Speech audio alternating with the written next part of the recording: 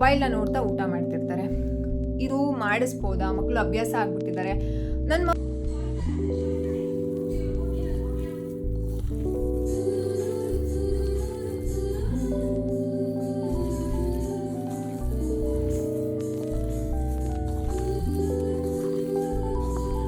ಬೇರೆ ಟೈಮಲ್ಲಿ T V ನೋಡಲ್ಲ, ಬರೀ ಊಟ ಮಾಡುವಾಗ ಮಾತ್ರ ಟಿ ವಿ ನೋಡ್ತಾರೆ. ಆ್ಯಂಡ್ ಸಾಕಷ್ಟು ತಾಯಂದಿರು ಅಥವಾ ಅಮ್ಮಂದಿರಿಗೆ ಏನು ಸಮಾಧಾನ ಅಂತಂದರೆ, ಅಯ್ಯೋ ನನ್ನ ಮಗು ಮೊಬೈಲ್ ಅಥವಾ ಟಿ ವಿ ಏನೋ ನೋಡಲಿ, ಏನೋ ತಿಂತಿದ್ದಾನಲ್ಲ, ಹೊಟ್ಟೆಗೆ ಹೋಗಿ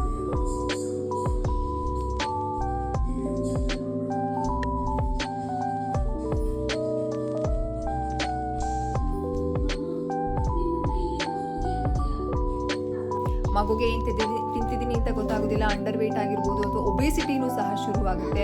ಆ್ಯಂಡ್ ಇದರಿಂದ ಮಗುವಿನ ಒಂದು ಊಟದ ಒಂದು ಗುಡ್ ರಿಲೇಷನ್ಶಿಪ್ ಬಿಟ್ವೀನ್ ದ ಊಟ ಮಗುಗೆ ಬೆಳೆದಿರೋದಿಲ್ಲ.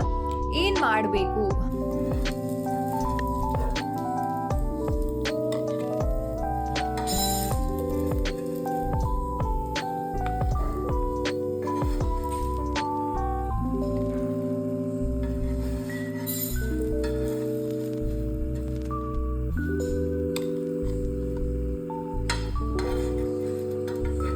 Hi all, welcome back to my YouTube channel ನಮ್ಮ ಮಕ್ಕಳಿಗಾಗಿ ಬೈ ವೀಣಾ ಕೃಷ್ಣ. ಇವತ್ತು ಒಂದು ಸ್ಪೆಷಲ್ ರೆಸಿಪಿನ ತೋರಿಸ್ತಾ ಇದ್ದೀನಿ. ಅದು ಯಾವುದು ಅಂತಂದರೆ ಸಾಬುದಾನ. ಅದರಲ್ಲಿ ಕಟ್ಲೆಟ್ ಮಾಡೋದು. ಈ ಸಾಬುದಾನ ಮಕ್ಕಳಿಗೆ ತುಂಬ ಒಳ್ಳೆಯದು. ಎನರ್ಜಿ ಫುಡ್, ಒಳ್ಳೆ ಕಾರ್ಬೋಹೈಡ್ರೇಟ್ಸ್ ಇರುತ್ತೆ, ಇದರಲ್ಲಿ ಫೈಬರ್ ಅಂಶ ಇರುತ್ತೆ. ಆ್ಯಂಡ್ ಇದರಿಂದ ಮಕ್ಕಳಿಗೆ ವೆಯ್ಟ್ ಗೇನ್ ಸಹ ಆಗುತ್ತೆ. ನಾನು ಇದರಲ್ಲಿ ಆಲೂಗಡ್ಡೆ ಸಹ ಯೂಸ್ ಮಾಡಿದ್ದೀನಿ. ಡೀಟೇಲ್ ರೆಸಿಪಿನ ನಾನು ಮುಂದಿನ ಒಂದು ವಿಡಿಯೋದಲ್ಲಿ ಸೆಗ್ಮೆಂಟಲ್ಲಿ ತೋರಿಸ್ತೀನಿ. ಬಿಫೋರ್ ದ್ಯಾಟ್ ವೆರಿ ಇಂಪಾರ್ಟೆಂಟ್ ಟಾಪಿಕ್ನ ನಾನು ಇವತ್ತು ಅಡ್ರೆಸ್ ಮಾಡ್ತಾ ಇದ್ದೀನಿ. ಅದು ಯಾವುದು ಅಂತಂದರೆ, ಮಕ್ಕಳು ಟಿ ವಿ ನೋಡ್ತಾ ಅಥವಾ ಸ್ಕ್ರೀನ್ ಟೈಮ್, ಮೊಬೈಲ್ನ ನೋಡ್ತಾ ಊಟ ಮಾಡ್ತಿರ್ತಾರೆ. ಇದು ಮಾಡಿಸ್ಬೋದಾ? ಮಕ್ಕಳು ಅಭ್ಯಾಸ ಆಗ್ಬಿಟ್ಟಿದ್ದಾರೆ. ನನ್ನ ಮಗು ಬೇರೆ ಟೈಮಲ್ಲಿ ಟಿ ವಿ ನೋಡಲ್ಲ, ಬರೀ ಊಟ ಮಾಡುವಾಗ ಮಾತ್ರ ಟಿ ವಿ ನೋಡ್ತಾರೆ. ಈ ರೀತಿ ಮಕ್ಕಳನ್ನ ಬಿಡ್ಬೋದಾ? ಆ ಒಂದು ಪ್ರಶ್ನೆಗೆ ತುಂಬ ಜನ ನನಗೆ ಮೆಸೇಜ್ ಮಾಡಿ ಕೇಳ್ತಿರ್ತೀರಾ, ಈ ರೀತಿ ಅಡಿಕ್ಷನ್ ಆಗಿಬಿಟ್ಟಿದೆ, ಏನು ಮಾಡೋದು ಅಂತ. ಪ್ಲೀಸ್ ನೀವು ಸ್ಟಾಪ್ ಮಾಡಲೇಬೇಕಾಗತ್ತೆ. ಯಾಕೆ ಅಂತಲೂ ನಾನು ಹೇಳ್ತೀನಿ. ಮೊದಲಿಗೆ ಇದು ಎಲ್ಲಿ ಶುರುವಾಗಿದ್ದು? ಮಗು ಊಟ ಮಾಡ್ತಿರೋದಿಲ್ಲ.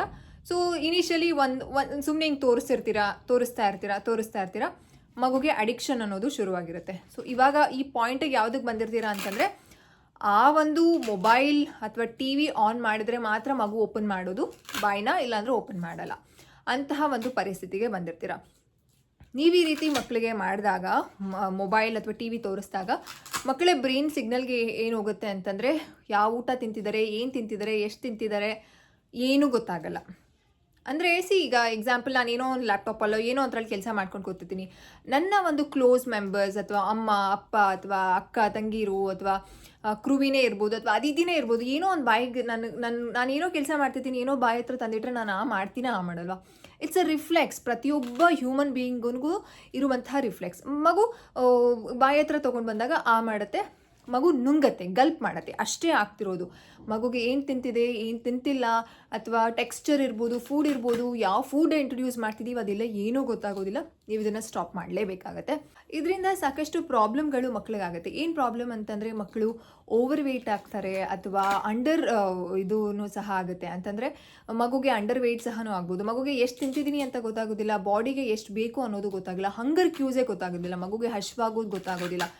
ಊಟ ಸ್ಟಾರ್ಟ್ ಆಗಿದ ತಕ್ಷಣ, ಊಟ ಟೈಮ್ ಸ್ಟಾರ್ಟ್ ಆಗಿದ ತಕ್ಷಣ ಫೋನ್ ಹಾಕ್ತೀರಾ, ಫೋನು ಅಥವಾ ಮೊಬೈಲು ಟಿ ವಿ ಏನೋ ಒಂದು ಹಾಕ್ತೀರಾ, ಮಗು ಊಟ ಮಾಡುತ್ತೆ. ಅಂತಂದರೆ ಮಗುಗೆ ಫೋನ್ ತೋರಿಸಿದ್ರೆ ಮಾತ್ರ ಊಟ ಮಾಡೋದು ಅನ್ನೋದು ಅಭ್ಯಾಸ ಆಗ್ಬಿಟ್ಟಿರುತ್ತೆ. ಇದನ್ನು ನೀವು ಸ್ಟಾಪ್ ಮಾಡಲೇಬೇಕು. ಹೇಗೆ ಮಾಡೋದು ಅಂತ ನಾನು ವಿಡಿಯೋ ಲಾಸ್ಟಲ್ಲಿ ಹೇಳ್ತೀನಿ, ನೀವು ಅದನ್ನು ಕಂಪ್ಲೀಟಾಗಿ ವಿಡಿಯೋ ನೋಡಿ. ಆ್ಯಂಡ್ ಸಾಕಷ್ಟು ತಾಯಂದಿರು ಅಥವಾ ಅಮ್ಮಂದಿರಿಗೆ ಏನು ಸಮಾಧಾನ ಅಂತಂದರೆ, ಅಯ್ಯೋ ನನ್ನ ಮಗು ಮೊಬೈಲ್ ಅಥವಾ ಟಿ ವಿ ಏನೋ ನೋಡಲಿ, ಏನೋ ತಿಂತಿದ್ದಾನಲ್ಲ, ಹೊಟ್ಟೆಗೆ ಹೋಗ್ತಿದೆಯಲ್ಲ, ನ್ಯೂಟ್ರಿಷನ್ ಹೋಗ್ತಿದೆಯಲ್ಲ ಅಂತ. ಆದರೆ ಟು ಬಿ ಫ್ರ್ಯಾಂಕ್, ನೀವು ನ್ಯೂಟ್ರಿಷನ್ ಅಂತೂ ಕೊಡ್ತಿಲ್ಲ. ನೀವು ಎಷ್ಟೇ ತುಪ್ಪ ಹಾಕಿ ಅಥವಾ ಎಂಥ ಒಂದು ಊಟ ಮಾಡಿ, ಅಡುಗೆ ಮಾಡಿ ನೀವು ಮಗುಗೆ ಮೊಬೈಲ್ ತೋರಿಸ್ತಾ ನೀವು ಊಟ ಮಾಡಿಸಿದ್ರೆ, ಅದು ನಿಮ್ಮ ಮಗುವಿನ ಗಟ್ಟಿಗೆ ಹೋಗ್ತಿರೋದಿಲ್ಲ. To be honest and to be frank, ಇದು ನಿಜವಾದ ಸತ್ಯ. ಆ ರೀತಿ ಮಾಡೋಕ್ಕೆ ಹೋಗಬೇಡಿ. ಹೇಗೆ ಸ್ಟಾಪ್ ಮಾಡೋದು ಅಂತ ನಾನು ಲಾಸ್ಟಲ್ಲಿ ಹೇಳ್ತೀನಿ. ಈ ರೀತಿ ನೀವು ಆಲ್ರೆಡಿ ಮಗು ಅಭ್ಯಾಸ ಆಗ್ಬಿಟ್ಟಿದೆ. ಸಿಗುತ್ತೆ ಮಾಡಿ. ಅದಿತಿ ಆ್ಯಕ್ಟಿವಿಟಿ ಮಾಡ್ತಾ ಇದ್ದಾರೆ, ಅವ್ರ ಫೇವ್ರೆಟ್ ಆ್ಯಕ್ಟಿವಿಟಿ ಇದು. ಇದನ್ನು ನಾನು ಮಂಡಲ ಒಂದು ಕಾನ್ಸೆಪ್ಟ್ಗೆ ಯೂಸ್ ಮಾಡ್ತೀನಿ, ಅದನ್ನು ಮಾಡ್ತಾ ಇದ್ದಾರೆ. ಎಸ್, ಹಾಂ, coming to the point. So ಆ ರೀತಿ ಸ್ಟಾರ್ಟ್ ಆಗಿರುತ್ತೆ. ಹೋಗ್ತಾ ಹೋಗ್ತಾ ಹೋಗ್ತಾ ಅಡಿಕ್ಷನ್ 3 ಹೊತ್ತು ಟೈಮ್ಗೂ 3 ಹೊತ್ತಿಗೂ ಬೆಳಗ್ಗೆ ಮಧ್ಯಾಹ್ನ ಸಂಜೆ ಮಗುಗೆ ಫೋನ್ ಇದ್ರೇ ಊಟ ಆ ರೀತಿಯೆಲ್ಲ ಆಗಿಬಿಟ್ಟಿರುತ್ತೆ. ಮಗುಗೆ ಏನು ತಿಂತಿದ್ದೀನಿ ಅಂತ ಗೊತ್ತಾಗೋದಿಲ್ಲ. ಅಂಡರ್ ವೇಟ್ ಆಗಿರ್ಬೋದು ಅಥವಾ ಒಬೇಸಿಟಿನೂ ಸಹ ಶುರುವಾಗುತ್ತೆ. ಆ್ಯಂಡ್ ಇದರಿಂದ ಮಗುವಿನ ಒಂದು ಊಟದ ಒಂದು ಗುಡ್ ರಿಲೇಷನ್ಶಿಪ್ ಬಿಟ್ವೀನ್ ದ ಊಟ ಮಗುಗೆ ಬೆಳೆದಿರೋದಿಲ್ಲ. ಏನು ಮಾಡಬೇಕು ಅಂತಂದರೆ, ಏನು ಮಾಡೋದು? ನನ್ನ ಮಗ ಫೋನ್ ತೋರಿಸಿಲ್ಲ ಅಂತಂದರೆ ಬಾಯೇ ಬಿಡಲ್ಲ, ಅಥವಾ ಫೋನ್ ತೋರಿಸಿಲ್ಲ ಅಂತಂದರೆ ಊಟನೇ ಮಾಡಲ್ಲ. ಊಟ ಮಾಡಲಿ ಅಂತ ಫೋನ್ ತೋರಿಸ್ತೀವಿ ಅಂತ ಸಾಕಷ್ಟು ಮಾಮೀಸ್ ಇರ್ತೀರ. ಈ ರೀತಿ ಆದರೆ ಕಂಪ್ಲೀಟಾಗಿ ಸ್ಟಾಪ್ ಮಾಡಿ. ನೀವು ಈಗ ಎಕ್ಸಾಂಪಲ್, ಇವತ್ತು ನೀವು ವೀಡಿಯೋ ನೋಡ್ತಿದ್ದೀರಾ ಅಂತಂದರೆ ಇವತ್ತಿನ ಸಂಜೆ ಅಥವಾ ನಾಳೆಯಿಂದನೇ ನೀವು ಮಗುಗೆ ಫೋನ್ ತೋರಿಸಲ್ಲ ಊಟ ಮಾಡುವಾಗ. ಯಾಕೆ? ಮಗುಗೆ ಇದು ಕೆಟ್ಟದು, ಮಗುಗೆ ಇದು ಒಳ್ಳೆಯದಲ್ಲ. ಮಗು ಅಳತ್ತೆ, ಬಿದ್ದು ಒದ್ದಾಡತ್ತೆ, ಟ್ಯಾಂಟ್ರಮ್ ತೋರಿಸುತ್ತೆ, ಮಗು ಊಟನೇ ಮಾಡಲ್ಲ. 2 ದಿನ 3 ದಿನ ಊಟ ಮಾಡಿಲ್ಲ ಅಂತಂದರೆ ಆ್ಯಸ್ ಅ ಅಮ್ಮಾಗಿ ನಾನು ಹೇಳ್ತಿದ್ದೀನಿ. ಯಾಕಂತಂದರೆ ಈ ಅಭ್ಯಾಸ ಮಗುಗೆ ತುಂಬ ಕೆಟ್ಟದು. 1 ದಿನ ಊಟ ಮಾಡಲ್ಲ ಅಥವಾ 1 ಹೊತ್ತು ಊಟ ಮಾಡೋದಿಲ್ಲ. ಮಗುನೂ ಹ್ಯೂಮನ್ ಬೀಯಿಂಗೇ ಆಗಿರೋದ್ರಿಂದ ಮಗುಗೂ ಹಶ್ವಾಗತ್ತೆ. ಮಕ್ಕಳು ತುಂಬ ಅಡ್ಯಾಪ್ಟಬಲ್. ನಾನು ಬ್ರೆಸ್ಟ್ ಫೀಡಿಂಗ್ ಬಿಡಿಸುವಾಗ ನಾನು ಯೋಚನೆ ಮಾಡಿದೆ, ನಾವು ಎಷ್ಟು ಒಂದು ಮಗುಗೆ ಅದು ಒಳ್ಳೆಯದು, ಎದೆ ಹಾಲು ಅಮೃತಕ್ಕೆ ಸಮಾನ. ಆದರೆ ಕಾರಣಾಂತರಗಳಿಂದ ಏನೇನೋ ಕಾರಣಕ್ಕೆ ನಾವು ಎದೆ ಹಾಲನ್ನ ಬಿಡಿಸ್ತೀವಿ. ಮಗು ಎಷ್ಟು ಅಳತ್ತೆ, ಅದು ಒಳ್ಳೆಯದು ಅಂತ ಗೊತ್ತಿದ್ರೂ ನಾವು ಸ್ಟಾಪ್ ಮಾಡ್ತೀವಿ. ಅಷ್ಟು ಒಂದು ವಿಲ್ಲಿಂಗ್ನೆಸ್ಸಿಂದ. ಮೊಬೈಲ್ ಅನ್ನೋದು, ಟಿ ವಿ ಅನ್ನೋದು ಅಷ್ಟು ಕೆಟ್ಟದು. ಮಗು ಹಠ ಮಾಡುತ್ತೆ. ಆ ಕೆಟ್ಟದ್ದು ಅನ್ನೋದೂ ನಾವು ಸ್ಟಾಪ್ ಮಾಡೋದಕ್ಕೆ ರೆಡಿ ಇರೋದಿಲ್ಲ. ಏನಕ್ಕಂದರೆ ಮಗು ಹಠ ಮಾಡುತ್ತೆ ಅಂತ. ನೀವು ಇದರಲ್ಲೇ ಅರ್ಥ ಮಾಡ್ಕೊಳ್ಳಿ. ನೀವು ಒಬ್ಬ ತಾಯಿಯಾಗಿ ನಿಮ್ಮ ಮಗುಗೆ ಅದು ಕೆಟ್ಟದು ಅಂತಂದರೆ ಮಗು ಎಷ್ಟು ದಿನ ಅಳತ್ತೆ? ಮಕ್ಕಳು ತುಂಬ ಅಡ್ಯಾಪ್ಟಬಲ್ ಆಗಿರ್ತಾರೆ. ನೀವು ಸ್ಟ್ರಾಂಗ್ ಆಗಿರಬೇಕಾಗತ್ತೆ. ಮಗು ಎಷ್ಟೇ ಹತ್ರೂ ಸಹ ನಾನು ಟಿ ವಿ ಅಥವಾ ಮೊಬೈಲ್ ತೋರಿಸಲ್ಲ, ನೀನು ಊಟ ಮಾಡಿಲ್ಲ ಅಂತ ಅಂದ್ರೂ ಪರವಾಗಿಲ್ಲ ಅಂತ ನೀವು ಸ್ಟ್ರಾಂಗ್ ಆಗಿರಿ. ಮಗು 1 ದಿನ ಅಥವಾ 2 ದಿನ 3 ದಿನ ಆದಮೇಲೆ ನಾರ್ಮಲ್ ಆಗಿ ಊಟ ಮಾಡ್ಕೊಳ್ತಾ ಹೋಗುತ್ತೆ. ಯಾಕಂತಂದರೆ ಮಕ್ಕಳು adaptable. And more importantly family members ಸಹ ಊಟ ಮಾಡುವಾಗ ಫೋನ್ ಇಟ್ಕೊಳ್ಳೋದು, ಟಿ ವಿ ನೋಡೋದು, ಇದನ್ನು ನೀವು ಸ್ಟಾಪ್ ಮಾಡಬೇಕಾಗತ್ತೆ. ಇದರಿಂದನೂ ಮಕ್ಕಳಿಗೆ ಇಂಪ್ಯಾಕ್ಟ್ ಆಗುತ್ತೆ. ಆ ರೀತಿ ಮಾಡೋಕ್ಕೆ ಹೋಗ್ಬಿಡಿ. ಊಟ ಮಾಡುವಾಗ ಮಕ್ಕಳಿಗೆ ಟಿ ವಿ ತೋರಿಸೋದು ತುಂಬ ಹಾನಿಕಾರಕ. ಮಕ್ಕಳ ಬ್ರೈನ್ ಡೆವಲಪ್ಮೆಂಟ್ಗೆ, ಅವರ ಕಂಪ್ಲೀಟ್ ಹೆಲ್ತ್ಗೆ ಇದು ಹಾನಿಕಾರಕ ಆಗಿರುತ್ತೆ. ಸೊ ಈಸಿ ಟಿಪ್ ಗೊತ್ತಾಯ್ತಲ್ಲ. ಏನು ಮಾಡಬೇಕು? ಮೊಬೈಲ್ ತೋರಿಸಲ್ಲ, ಟಿ ವಿ ತೋರಿಸಲ್ಲ ಅಂತ ಆಫ್ ಮಾಡಿ, ಊಟ ತನ್ನ ಮಗು ನೀವು ಹೇಗೆ ಫೀಡ್ ಮಾಡಿಸಿರೋ ಅದೇ ಒಂದು ಪ್ರೊಸೀಜರ್ನ ಫಾಲೋ ಮಾಡಿ. ಮಗು ಅಳತ್ತೆ, ಬಿದ್ದೊದ್ದಾಡತ್ತೆ, ಊಟ ಮಾಡಲ್ಲ ಅಂದರೆ ಮಕ್ಕಳು ಎಷ್ಟು ನಮ್ಮ ಒಂದು ಕ್ಯೂಸ್ನ ನೋಡ್ಕೊಳ್ತಾರೆ, ನಮ್ಮ ಬಿಹೇವಿಯರ್ನ ನೋಡ್ಕೊಳ್ತಾರೆ. ನಾನು ಹತ್ತಿದ ತಕ್ಷಣ ಅಮ್ಮ ಕೊಟ್ಬಿಡ್ತಾರೆ, ನಾನು ಊಟ ಮಾಡಿಲ್ಲ ಅಂತಂದರೆ ಅಮ್ಮ ಕೊಟ್ಬಿಡ್ತಾರೆ ಅನ್ನೋದು ಮಕ್ಕಳು ತುಂಬ ಸ್ಮಾರ್ಟ್. ಸೊ ಈ ಸ್ಮಾರ್ಟ್ನೆಸ್ನ ಮಕ್ಕಳು ಯೂಸ್ ಮಾಡ್ತಾರೆ. ಆವಾಗ ನೀವೇನು ಮಾಡಬೇಕು? ಊಟ ಮಾಡ್ತೀಯಾ, ಊಟ ಮಾಡಲ್ವಾ ಅಂದರೆ ಯು ಹ್ಯಾವ್ ಟು ಬಿ ಈ ಒಂದು ಕಾನ್ಸೆಪ್ಟನ್ನ ನಾನು ಮಾತಾಡ್ತಿದ್ದಾಗ ಸಾಕಷ್ಟು ಅಮ್ಮಂದಿರಿಗೆ ನಿಜವಾಗ್ಲೂ ಇವರೊಬ್ಬರು ತಾಯಿನ ಅಂತ ಅನ್ನಿಸ್ಬೋದು. ಆದರೆ ನಾನು ಒಬ್ಬ ತಾಯಿಯಾಗಿಯೇ ಹೇಳ್ತಿದ್ದೀನಿ, ಮಕ್ಕಳಿಗೆ ಫೋನ್ ಅನ್ನೋದು ತುಂಬ ಕೆಟ್ಟದು. ಅವರ ಒಂದು ಡೆವಲಪ್ಮೆಂಟ್ಗೆ ಇದು ಹಾನಿಕಾರಕ ಮಾಡುತ್ತೆ ಅಂತಂದರೆ ಈ ಒಂದು ಟಿಪ್ನ ನಾನು ಹೇಳಲೇಬೇಕಾಗತ್ತೆ. ಯಾಕಂತಂದರೆ ಇದುವರೆಗೂ ಟಿಲ್ ಡೇಟ್ ಅದಿತಿ ನೆಕ್ಸ್ಟ್ ಮಂತ್ಗೆ 2 years ಕಂಪ್ಲೀಟ್ ಆಗ್ತಾರೆ. ಇದುವರೆಗೂ ನಾನು ಊಟ ಮಾಡಿಸುವಾಗ ಅದಿತಿಗೆ ಟಿ ವಿ ತೋರಿಸಿಲ್ಲ, ಮೊಬೈಲ್ ತೋರಿಸಿಲ್ಲ. I am very proud on that. ಯಾಕಂತಂದರೆ ಅದು ಕೆಟ್ಟದ್ದು ಅಂತ ಗೊತ್ತಿದೆ. ಸೊ ಅದಕ್ಕೋಸ್ಕರ ನಾನು ತೋರಿಸಲ್ಲ. ನೋಡಿದ್ರೆ ದಿನಕ್ಕೆ 16 ನಿಮಿಷದ ವೀಡಿಯೋ, ದಟ್ ಇಸ್ ಪುಣ್ಯಕೋಟಿ ಧರಣಿ ಮಂಡಲ ನೋಡ್ತಾರೆ. Not even a daily basis. ಡೈಲಿನೂ ನೋಡೋಲ್ಲ, ಅವ್ರಿಗೆ ಇಂಟ್ರೆಸ್ಟು ಇಲ್ಲ. ಆ್ಯಂಡ್ ನೋಡಾದ್ಮೇಲೆ ಅವರೇ ತಂದು ವಾಪಸ್ ಕೊಡ್ತಾರೆ ಫೋನ್ನ, ಅಥವಾ ಬೆಡ್ ಮೇಲೆ ಯೂಶಲಿ ಅದಿತಿನ ಕೂರಿಸ್ಬಿಟ್ಟು ಫೋನ್ನ ದೂರದಲ್ಲಿ ಇಟ್ಬಿಟ್ಟು ತೋರಿಸೋದು. ಸೊ ಆ ರೀತಿ ನಾನು ಅಡಿಕ್ಷನ್ ಮಾಡಿಲ್ಲದೆ ಇರೋದಕ್ಕೆ ಹೇಳ್ತಿರೋದು. ಮಕ್ಕಳು 2 ದಿನ 3 ದಿನ ಹಠ ಮಾಡ್ತಾರೆ, ಆಮೇಲೆ ಆರಾಮಾಗಿ ಊಟ ಮಾಡ್ತಾರೆ. ಫೋನ್ ನೀವು ಆಲ್ರೆಡಿ ಅಭ್ಯಾಸ ಮಾಡಿಬಿಟ್ಟಿದ್ದೀರಾ, ಅಥವಾ ಮಗು ಊಟ ಮಾಡ್ತಿಲ್ಲ ಅಂತ ಅಯ್ಯೋ ಫೋನ್ ತೋರಿಸಿದ್ರೆ ಮಗು ಊಟ ಮಾಡಬಹುದಾ ಅನ್ನುವಂತಹ ಯೋಚನೆಯಲ್ಲಿದ್ದೀರಾ. ದಯವಿಟ್ಟು ಆ ಯೋಚನೆ ಮಾಡೋಕ್ಕೆ ಹೋಗಲೇಬೇಡಿ. ಯಾಕಂತಂದರೆ it's very very very dangerous. ನಿಮಗೆ ಅರ್ಥ ಆಗಿದೆ ಅಂತ ಅಂದ್ಕೊಂಡಿದ್ದೀನಿ. ಸೊ ನೆಕ್ಸ್ಟ್ ನಾನು ಸಾಬುದಾನ ಕಟ್ಲೆಟ್ನ ನಾನು ಅಂದರೆ ಈ ಒಂದು ಸೆಗ್ಮೆಂಟಲ್ಲೇ ಹಾಕ್ತಿದ್ದೀನಿ, ಈ ಒಂದು ವಿಡಿಯೋನ ನೋಡಿ. ವಿಡಿಯೋ ನಿಮಗೆ ಇಷ್ಟ ಆಗಿದ್ರೆ ಪ್ಲೀಸ್ ಲೈಕ್ ಮಾಡಿ ಆ್ಯಂಡ್ ಶೇರ್ ಮಾಡಿ. ಕಾಮೆಂಟ್ ಸೆಕ್ಷನಲ್ಲಿ ಕಾಮೆಂಟ್ ಮಾಡಿ ನಿಮ್ಮ ಮಗಳು ಹೇಗೆ ಇಷ್ಟಪಟ್ಟರು ಅಂತ. ಇದಕ್ಕೆ ಬೆಣ್ಣೆನೇ ಯೂಸ್ ಮಾಡಿ. ಬೆಣ್ಣೆ ಯೂಸ್ ಮಾಡಿದ್ರೆ ತುಂಬ ಟೇಸ್ಟ್ ತುಂಬ ಸಖತ್ತಾಗಿ ಬಂದಿತ್ತು. ನನಗೂ ಅದಿತಿಗೂ ತುಂಬ ಇಷ್ಟ ಆಯಿತು. ಪ್ರೆಗ್ನೆಂಟ್ ವುಮೆನ್ಸ್ಗೂ ಇದು ತುಂಬ ಇಷ್ಟ. ನನಗೆ ಗೊತ್ತಾಗ್ತದೆ, ಐ ಕ್ಯಾನ್ ಸಿ ಎಸ್, ನನಗೆ ಒಂಥರ ಏನದು ಗ್ಲೋ ಬರ್ತಾ ಇದೆ ಅಂತ ಅನ್ನಿಸ್ತಾ ಇದೆ. ಎಸ್. ಸೊ ಪ್ರೆಗ್ನೆಂಟ್ ವುಮೆನ್ಸ್ಗೂ ಈ ಸಾಬುದಾನ ಅನ್ನೋದು ಒಳ್ಳೆಯದು. ಫಾಲೇಟ್ ಇರುತ್ತೆ, ವಿಟಮಿನ್ ಬಿ ಅಂಶ ಜಾಸ್ತಿ ಇರೋದ್ರಿಂದ ಎನರ್ಜಿ ಫುಡ್ ಇದು. ಸೊ ಪ್ರೆಗ್ನೆಂಟ್ ವುಮೆನ್ಸು ಸಹ ತೊಗೊಳ್ಬೋದು. ಸೊ ನೆಕ್ಸ್ಟ್ ವೀಡಿಯೋದಲ್ಲಿ ನಾನು ಸಿಗ್ತೀನಿ. ನೀವಿನ್ನೂ ಚಾನಲ್ನ ಸಬ್ಸ್ಕ್ರೈಬ್ ಮಾಡ್ಕೊಂಡಿಲ್ಲ ಅಂತಂದರೆ ಮಾಡ್ಕೊಳ್ಳಿ. See you, Tata, bye. Aditi come bye ಹೇಳಿಬಿಡಿ. ಯಾಕೆ ಪಪ್ಪು? Hi all. ಇವತ್ತು ಮಮ್ಮ ಸಾಬುದಾನ ಕಟ್ಲೆಟ್ ಮಾಡಿದ್ರು. ಕಟ್ಲೆಟ್ ಅಲ್ಲ, ಕಟ್ಲೆಟ್. ಹೇಗಿತ್ತು? ಸೂಪರ್ ಆಗಿತ್ತು. ಅದಿತಿಗೆ ತುಂಬ ಎಂಜಾಯ್ ಮಾಡಿದ್ರು ಅಲ್ವಾ ಪಪ್ಪು? ಓಕೆ ಬಾಯ್ ಬಾಯ್ ಮಾಡಿಬಿಡಿ. ಎಲ್ಲಿ ನೋಡಬೇಕು? ಬಾಯ್. See you tomorrow. ಈಗ ನಾವು ಸಾಬುದಾನ ಅಂತಂದರೆ ಸಬ್ಬಕ್ಕಿ ಕಟ್ಲೆಟ್ನ ಹೇಗೆ ಮಾಡೋದು ಅಂತ ನೋಡೋಣ. ಮೊದಲಿಗೆ ಸಬ್ಬಕ್ಕಿನ ಒಂದು 4 ಅವರ್ ನೆನೆಸಿ ಇಡಬೇಕಾಗತ್ತೆ. ಅದಾದಮೇಲೆ ಒಂದು ಮೀಡಿಯಮ್ ಸೈಜ್ ಅಷ್ಟು ನಾನು ಆಲೂಗೆಡ್ಡೆನ ಬೇಯಿಸಿ ಇಟ್ಕೊಂಡಿದ್ದೀನಿ. ಆಲೂಗಡ್ಡೆ ಮತ್ತು ಈ ಸಬ್ಬಕ್ಕಿ ಕಾಂಬಿನೇಷನ್ ಮಕ್ಕಳಿಗೆ ತುಂಬ ಒಳ್ಳೆಯದು, ವೆಯ್ಟ್ ಗೇನ್ ಆಗುತ್ತೆ. ಆ್ಯಂಡ್ ಈ ಸಬ್ಬಕ್ಕಿಯಿಂದ ಸಾಕಷ್ಟು ಹೆಲ್ತ್ ಬೆನಿಫಿಟ್ಸ್ ಇದೆ ಮಕ್ಕಳಿಗೆ, ಅದನ್ನು ಮುಂದಿನ ವೀಡಿಯೋದಲ್ಲಿ ನಾನು ಹೇಳ್ತೀನಿ. ಆ್ಯಂಡ್ ಚಿಕ್ಕ ಗಾತ್ರದ ಈರುಳ್ಳಿನ ತೊಗೊಂಡಿದ್ದೀನಿ. ಈರುಳ್ಳಿನೂ ಮಕ್ಕಳಿಗೆ ತುಂಬ ಒಳ್ಳೆಯದು. ಈ ಕಟ್ಲೆಟ್ನ ನೀವು ಯಾವಾಗಿಂದ ಕೊಡೋದು ಅಂತಂದರೆ 9 ಮಂತ್ಸಿಂದ ಶುರು ಮಾಡ್ಬೋದು, ಆದರೆ ಸಬ್ಬಕ್ಕಿನ ನೀವು 6 ಮಂತ್ಸಿಂದನೇ ಕೊಡ್ಬೋದು. ಹೇಗೆ ಅಂತ ನಾನು ಹೇಳ್ತೀನಿ. ಆ್ಯಂಡ್ ನೆಕ್ಸ್ಟ್ ನಾನು ತೊಗೊಂಡಿರೋದು ಸ್ವಲ್ಪ ಕೊತ್ತಂಬರಿ ಸೊಪ್ಪು. ಆ್ಯಂಡ್ ನೆಕ್ಸ್ಟ್ ರುಚಿಗೆ ತಕ್ಕಷ್ಟು ಉಪ್ಪನ್ನ ತೊಗೊಂಡಿದ್ದೀನಿ. ಈ ಸಲ ಸೈಂಧವ ಲವಣ ಅಂತಂದರೆ ಪಿಂಕ್ ಸಾಲ್ಟ್ ಖಾಲಿ ಆಗಿತ್ತು, ಅದಕ್ಕೋಸ್ಕರ ಇದನ್ನು ಯೂಸ್ ಮಾಡ್ತಿದ್ದೀನಿ. ಆ್ಯಂಡ್ ನೆಕ್ಸ್ಟ್ ನಾನು ತೊಗೊಂಡಿರೋದು ಜೀರಾ ಮತ್ತು ಪೆಪ್ಪರ್ ಪೌಡರ್ ಅಂತಂದರೆ ರೋಸ್ಟೆಡ್ ಮಾಡಿ ಇಟ್ಕೊಂಡಿರ್ತೀನಲ್ಲ, ಸೊ ಅದು ಮಕ್ಕಳ ಒಂದು ಪ್ರತಿಯೊಂದು ರೆಸಿಪೀಸ್ಗೆ ನೀವು ಈ ಒಂದು ಪೌಡರ್ನ ಹಾಕೋದ್ರಿಂದ ಮಕ್ಕಳ ಡೈಜೆಷನ್ ತುಂಬ ಚೆನ್ನಾಗಿ ಡೆವಲಪ್ ಆಗುತ್ತೆ. ಆ್ಯಂಡ್ ನೆಕ್ಸ್ಟ್ ನಾನು ಇದಕ್ಕೆ ಯೂಸ್ ಮಾಡ್ತಿರೋದು ಬೆಣ್ಣೆ. ಹೌದು, ಆವಾಗಲೇ ಹೇಳಿದೆ, ಬೆಣ್ಣೆ ಯೂಸ್ ಮಾಡೋದ್ರಿಂದ ಟೇಸ್ಟ್ ಅಂತೂ ತುಂಬ ಚೆನ್ನಾಗಿ ಎನ್ಹಾನ್ಸ್ ಆಗುತ್ತೆ. ಅದಕ್ಕೋಸ್ಕರ ನಾನು ಈ ಒಂದು ರೆಸಿಪಿಗೆ ಬೆಣ್ಣೆ ಯೂಸ್ ಮಾಡ್ತಿದ್ದೀನಿ. ಆ್ಯಂಡ್ ನೆಕ್ಸ್ಟ್ ಸ್ಪೈಸಸ್ಗೆ ಅಂತಂದರೆ ಇದಕ್ಕೆ ನಾವು ಯಾವುದೇ ರೀತಿ ಚಿಲ್ಲಿ ಹಾಕ್ತಿಲ್ಲ ಅಥವಾ ಚಿಲ್ಲಿ ಪೌಡರ್ ಹಾಕ್ತಿಲ್ಲ, ಗರಂ ಮಸಾಲ ಮಾತ್ರ ನಾನು ತೊಗೊಂಡಿದ್ದೀನಿ.